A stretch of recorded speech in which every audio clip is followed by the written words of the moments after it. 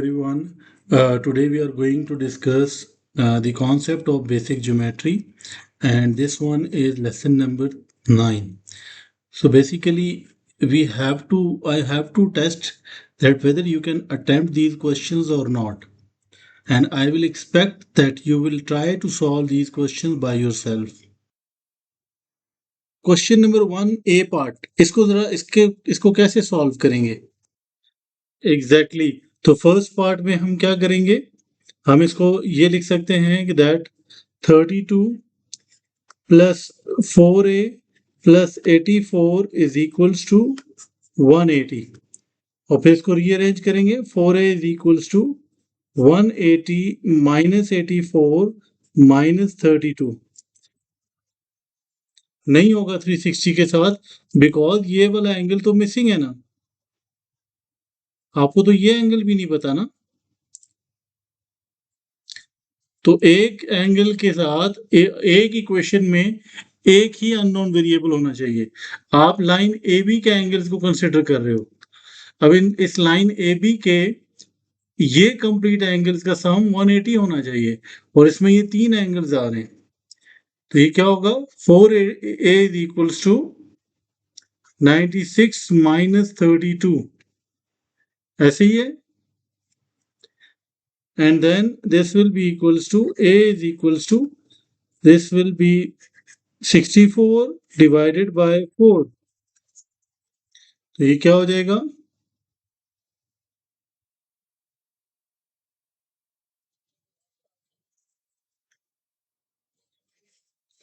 25 15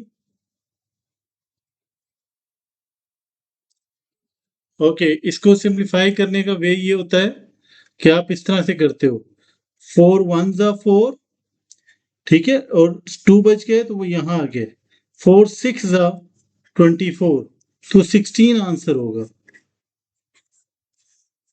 ठीक है।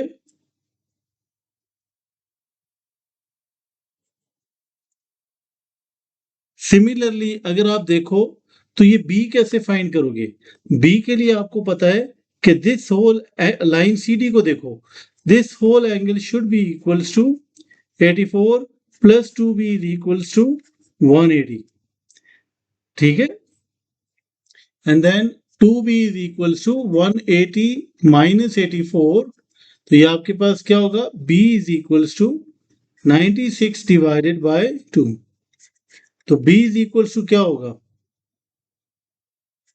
43 या 48, b इज इक्वल्स टू 48, तो ये आपके पास फाइनल आंसर होगा। ओके सी के लिए how we can simplify, we have to see that this will be 68 plus c is equals to 180, and the reason is कि आप लाइन सी डी को कंसिडर किया ना, 30 कहां से आया, 30 कहां से आया,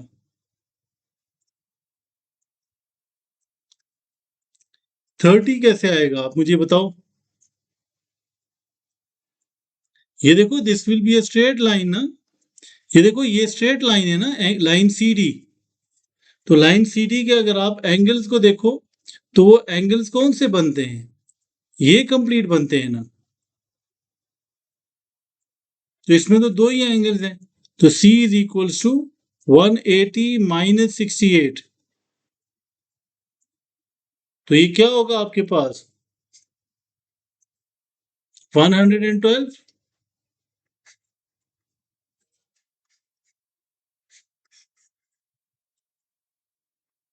इसमें आप क्या करोगे लाइन ए बी को कंसिडर करो, तो ये A B is a straight line, तो ए बी अगर स्ट्रेट लाइन है तो इन तीनों एंगल्स का सम क्या होगा वो 180 होगा,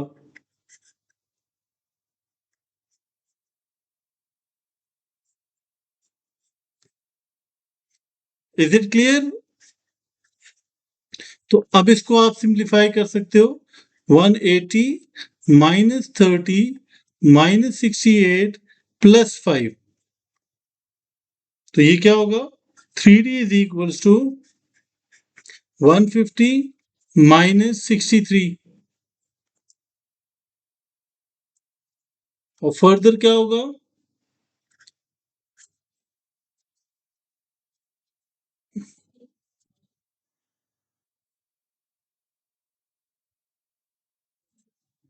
87 and D is equals to 29। ठीक है, तो ये समझो कि स्ट्रेट लाइन का एंगल आपके पास 180 होगा। ठीक है, let's move to the next question. तो ये दो डिफरेंस आपने याद रखने हैं कि the angle on a straight line, the sum of all the angles on a straight line is 180 और the angle at a point will be equals to the sum of all the angles at a point will be equals to 360। ठीक है, plus 4a is equal to 360 और इन सब का सम क्या हो गया?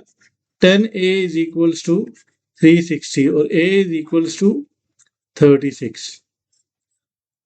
ठीक है, इसी तरह सेकंड पार्ट भी वैसे ही होगा। ठीक है, इसको सिंप्लीफाई कर सकते हैं ना? सेकंड पार्ट में भी हम यही करेंगे कि इन सबको ऐड कर दें। 4b -21 plus 2b plus 1 plus 3b -14 plus b plus 34 is equals to 360 degrees.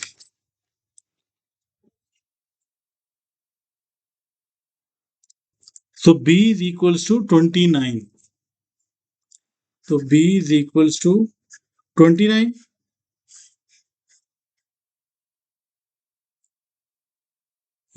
Okay, let's move to the next question। अब जरा नेक्स्ट क्वेश्चन में आए तो ये इसका थर्ड क्वेश्चन है। ठीक है,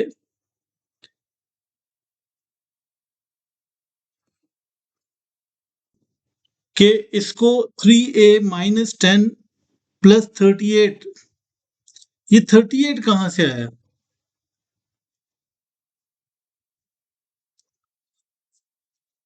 ये 38 कहां से आया?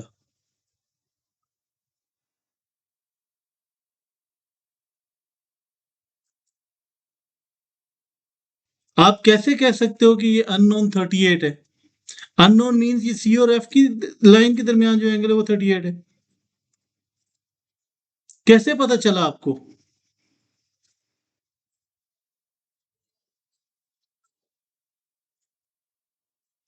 तो आप ये कह रहे हो कि 2a plus 3a minus 10 is equals to 38। ठीक है, मतलब आप ये कह रहे हो this angle plus this angle is equals to 180। कैसे 180 है? दरमियान में आप इस एंगल को स्किप कर दिया आपने। इसकी क्या लॉजिक है, आप बताओ मुझे।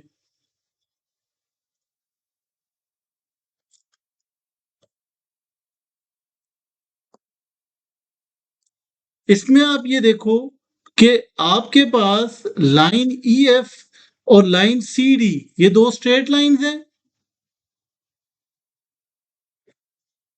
और अगर ये स्ट्रेट लाइंस हैं इसका मतलब ये हुआ कि आपके पास ये वाला एंगल कितना होगा? 4a - 17 और उसकी रीजन ये है कि ये वर्टिकली अपोजिट एंगल्स है। ठीक है, बिकॉज 4a ये एंगल और ये एंगल आपके पास सेम होंगे क्योंकि लाइन ई एफ और सी डी आपस में क्या कर रहे हैं? इंटरसेक्ट कर रहे हैं। मेरी बात समझ आई है? वर्टिकली अपोजिट एंगल्स क्या थे? यही तो थे ना। अब हम क्या कर सकते हैं, इनको जस्ट ऐड कर सकते हैं। ठीक है, तो अगर हम इनको ऐड करेंगे this will be 2a plus 4a minus 17 plus 3a minus 10 is equals to 180 और अगर हम सिंप्लीफाई करें इसको तो ये बनेगा 6a plus 3a is equals to 180 plus 10 plus 17. तो आपके पास यहाँ से क्या हो जाएगा, this will be 9a is equals to 190 और 207 और यहाँ से हम इसको अगर सिंप्लीफाई करें तो 180 प्लस थोड़ा सा क्रॉस चेक कर लेते हैं प्लस 17, तो ये 207 डिवाइडेड बाय 9, ये आपके पास आ रहा है 23. So A is equals to 23. So this will be the final answer. Let's move to the B part. Now in the B part, we can clearly see that we have two lines that are vertically opposite angles. So we can say that this will be equals to 2B plus 15 plus 2B plus B is equals to 180. Because these two angles are same, so this will be 2B plus 15. तो ये आपके पास क्या हो जाएगा, 5B is equals to 180 minus 15. 5B is equals to 165. तो अगर हम यहाँ पे डिवाइड करें तो 165 divided by 5. This will be equals to 33. I hope that the concept is clear. So that is it for today. And if you have any question, you can ask it in the comment section, and you can see the link in the description. If you want to join me on the WhatsApp, you can share the questions in my WhatsApp group as well. Take care. Thank you. Allah Hafiz.